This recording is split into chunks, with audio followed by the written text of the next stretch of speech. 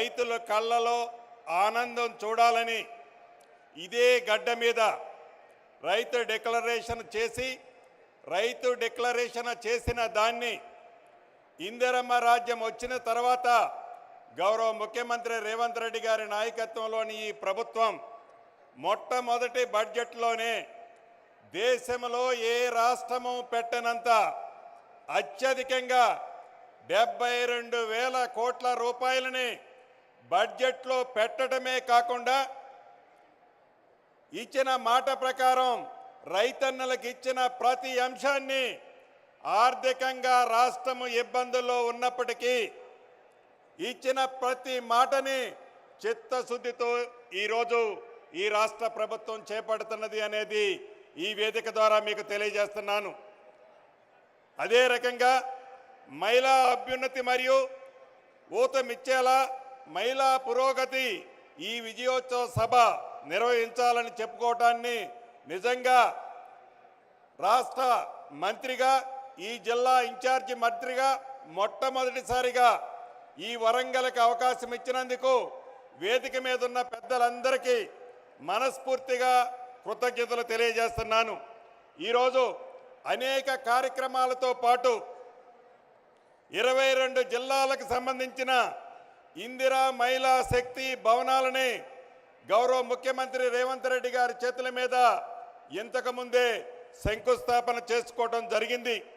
దేశ చరిత్రలో మహిళా సంఘాలకి తొలిసారిగా సోలార్ విద్యుత్ ప్లాంట్లు కేటాయిస్తూ ఇందిరమ్మ ప్రభుత్వం అదే విధంగా మహిళా సంఘాల సభ్యులకి బీమా సౌకర్యం కూడా కల్పిస్తుంది మన ఇందిరమ్మ ప్రభుత్వం. ప్రజాపాలన కార్యక్రమంలో 6 గ్యారంటీల్లో ఎన్నికల ముందు ఏవైతే హామీలు ఇచ్చిందో ఆనాటి పిసిసి అధ్యక్షులు ఈనాటి గౌరవ ముఖ్యమంత్రి గారు ఇచ్చిన మాట ప్రకారం మొట్టమొదటిగా మహిళలకి ఉచిత బస్సు సౌకర్యాన్ని కల్పించడం జరిగింది.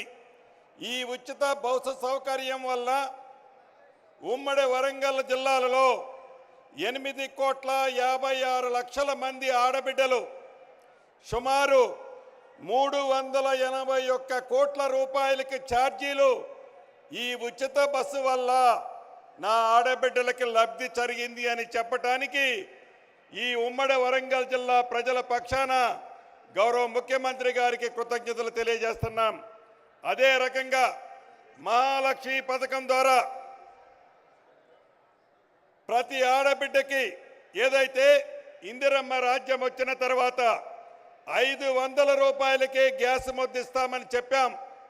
ఇచ్చిన మాట ప్రకారం ఈ ఉమ్మడి వరంగల్ జిల్లాకి 5,85,000 మహిళలకు సుమారు 104 కోట్ల విలువ చేసే సబ్సిడీని అంటే 500 రూపాయల కంటే పైనున్న డబ్బుని వారు కొన్న తర్వాత వారి ఖాతాల్లోకి కేవలం ఉమ్మడి వరంగల్ జిల్లాలోనే 104 కోట్లు ఆడబిడ్డల ఖాతాలోకి గ్యాసు నిమిత్తం వేయటం జరిగింది.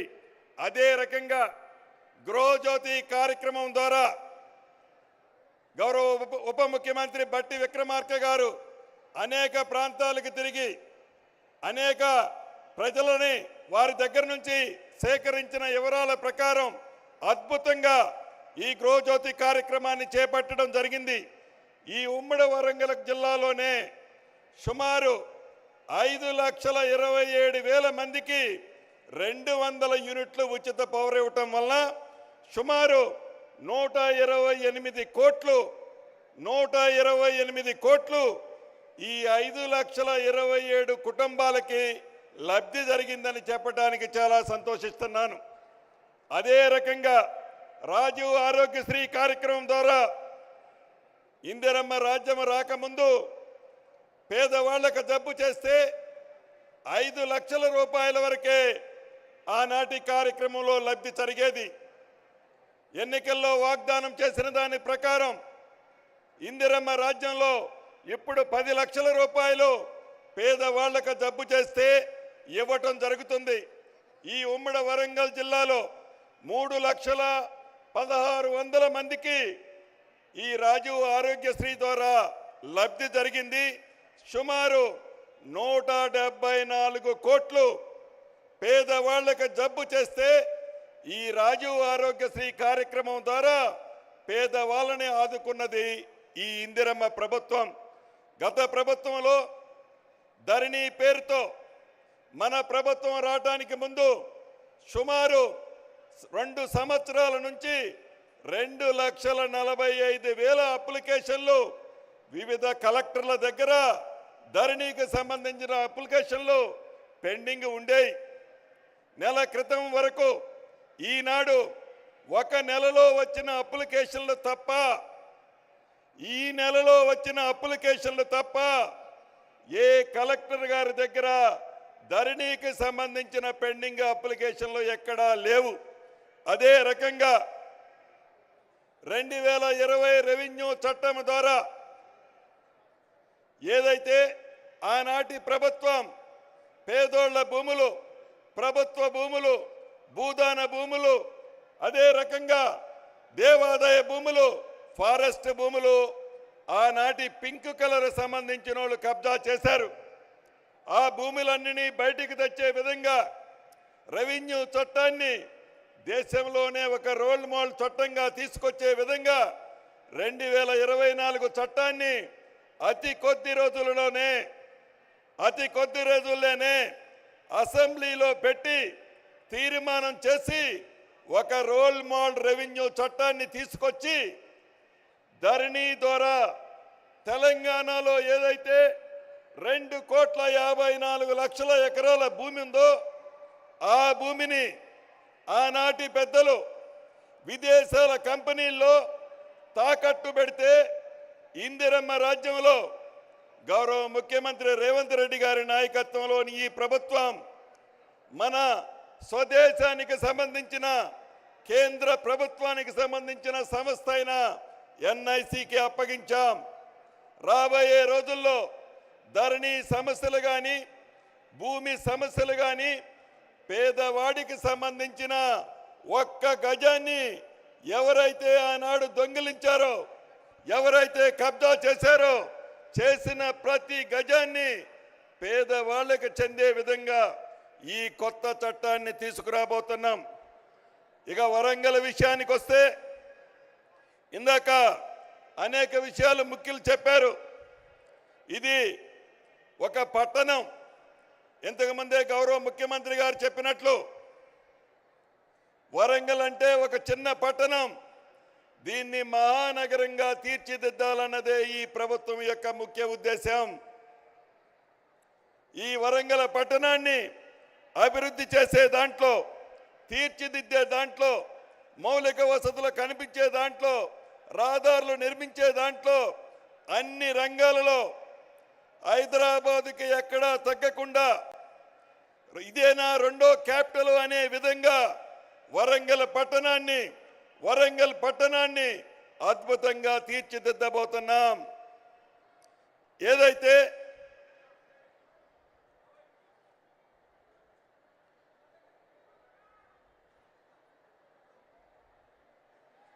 ఆనాటి ప్రభుత్వం వరంగల్ పట్టణంలో అనేక కార్యక్రమాలు చేపడతామని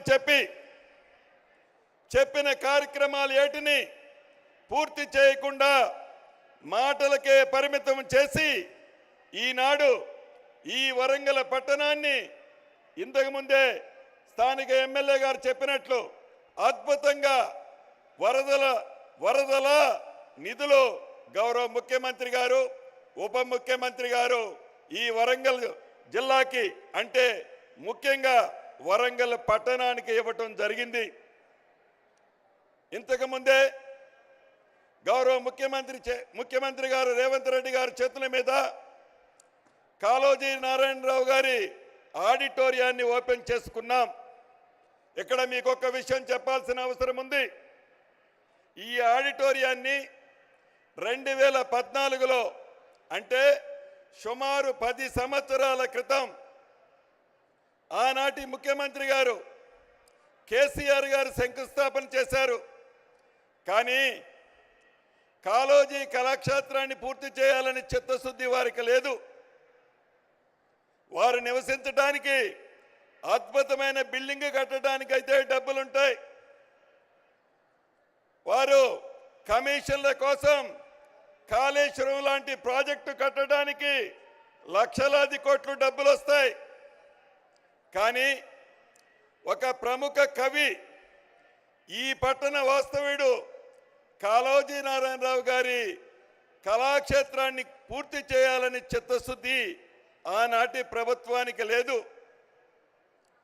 మొన్న జూన్ నెలలో వరంగల్ వచ్చినప్పుడు గౌరవ ముఖ్యమంత్రి గారు మా అందరికీ సూచించారు, ఎట్టి పరిస్థితిలో ఎంత డబ్బైనా పర్వాలేదు, ఈ కాళోజీ కళాక్షేత్రాన్ని యుద్ధ ప్రాతిపదిక మీద పూర్తి చేయాలని చెప్పారు.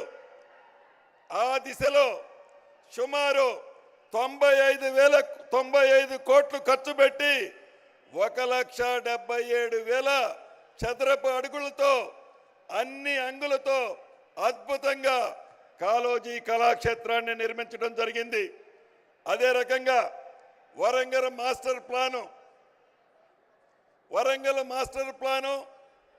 గడిచిన 30 సంవత్సరాలు, ముఖ్యంగా తెలంగాణ రాష్ట్రం ఏర్పడి 10 సంవత్సరాల నుంచి వరంగల్ పట్టణంలో నివసించే ప్రజలకి వారి కలలానే మిగిలింది.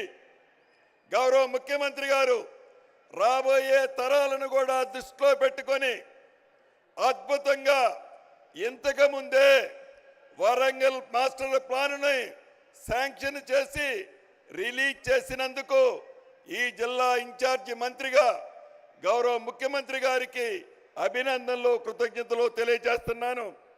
ఇది సుమారు 1805 చదరపు కిలోమీటర్లతో అన్ని అంగులతో ఆర్భాటంగా ఈ వరంగల్ పట్టణానికి అన్ని వసతులు వచ్చే విధంగా ఈ మాస్టర్ ప్లాన్ని నిర్మించుకోవడం జరిగింది. ఇక ఇన్నర్ రింగ్ రోడ్డు 45 కిలోమీటర్లు ఉంది. ఈ 45 కిలోమీటర్లకి 572 కోట్ల అవసరం ఉంది. ఈ inner ring road Kakatiya university నుంచి కాజీపేట, తిమ్మాపూర్, ఎన్మాముల, పైడిపల్లి కలుపుతూ నిర్మిస్తారు. ఈ ఇన్నర్ రింగ్ రోడ్డుని 3 విడతల్లో కంప్లీట్ చేయాలన్నది ఈ ప్రభుత్వం యొక్క ఆలోచన. అదే రకంగా భద్రకాళి ఆలయానికి 30 కోట్లు శాంక్షన్ చేసి అద్భుతంగా భద్రకాళి ఆలయ పరిసర ప్రాంతాల్ని ఈ ప్రభుత్వం అద్భుతంగా తీర్చిదిద్దనుంది. వివిధ నిధుల నుంచి ఇప్పటి వరకు ఇందిరమ్మ రాజ్యం వచ్చిన తర్వాత గౌరవ ముఖ్యమంత్రి రేవంత్ రెడ్డి గారి నాయకత్వంలోని ఈ ప్రభుత్వం ఈ ఉమ్మడి వరంగల్ జిల్లాకి 5,213 కోట్ల రూపాయలు శాంక్షన్ చేయటం జరిగింది. దీంట్లో 4,170 కోట్లు డ్రైనేజ్కి, 205 కోట్లు ఎయిర్పోర్టు ఈ ప్రాంత ప్రజల చిరకాల వాంఛ. ఈ ప్రాంత ప్రజలే కాదు, అటు నిజామాబాద్, అటు కరీంనగర్ ప్రాంత ప్రజలకు కూడా ఈ ఎయిర్పోర్టు చిరకాల వాంఛ. ఈ చిరకాల వాంఛని ఇందిరమ్మ రాజ్యంలో గౌరవ ముఖ్యమంత్రి రేవంత్ రెడ్డి గారి నాయకత్వంలోని ఈ ప్రభుత్వం అతి కొద్ది రోజుల్లోనే ప్రారంభించుకోబోతున్నాం. కాకతీయ మెగా టెక్స్టైల్కి 161 కోట్లు అన్ని వసతులు ఏర్పాటు చేయడానికి కేటాయించడం జరిగింది. అదే రకంగా 157 కోట్లతో కాకతీయ టెక్స్టైల్లో వరద నీరు వస్తుంటే దాన్ని నివారించడానికి దాన్ని కూడా శాంక్షన్ చేసుకోవడం జరిగింది. 74 కోట్ల అంచనాతో అధునాతనమైన ఆర్టీసీ బస్ స్టాండ్ని నిర్మించుకుంటున్నాం. ఇలా అనేకమైన కార్యక్రమాలు చేపడుతున్నాం. సుమారు 230 కోట్లతో అనేక మిగిలిన అభివృద్ధి కార్యక్రమాలని శాంక్షన్ చేసుకోబోతున్నాం. ఇంతకుముందే జనగాం జిల్లా స్టేషన్ గన్పూర్లో కూడా 26 కోట్ల రూపాయలతో డివిజనల్ స్థాయి కార్యాలయ సముదాయాలని అన్ని ఒక దగ్గర ఇంటిగ్రేటెడ్ సముదాయాన్ని కూడా నిర్మించుకోబోతున్నాం. ఇంతకుముందు సురేఖక్క అనేక సార్లు గౌరవ ముఖ్యమంత్రి గారి దగ్గర ఉన్నప్పుడు నేను వింటుండేవాడిని, గుడి, చర్చి, మసీదుకి నాకు 3 కోట్లు కావాలని గట్టిగా పట్టుబట్టేది. గౌరవ ముఖ్యమంత్రి గారు ఆ 3 కోట్లు కూడా శాంక్షన్ చేసినందుకు కృతజ్ఞతలు చెప్తున్నాను. ఇలా అనేక కార్యక్రమాలు వరంగల్ జిల్లాని హైదరాబాద్ తర్వాత అన్ని రంగాలలో తీర్చిదిద్దే విధంగా అద్భుతంగా హైదరాబాద్తో సమానంగా వరంగల్ జిల్లాని నిర్మించాలన్నదే ఈ ప్రభుత్వం యొక్క ఆలోచనని తెలియచేసుకుంటూ, ఇంత పెద్ద ఎత్తున నిధులు ఇచ్చినందుకు గౌరవ ముఖ్యమంత్రి గారికి వరంగల్ జిల్లా ప్రజల పక్షాన అభినందనలు, కృతజ్ఞతలు తెలుపుతూ సెలవు తీసుకుంటున్నానన్న. Thank you very much. ధన్యవాదాలు సార్. ఈ విజయోత్సవాల్లో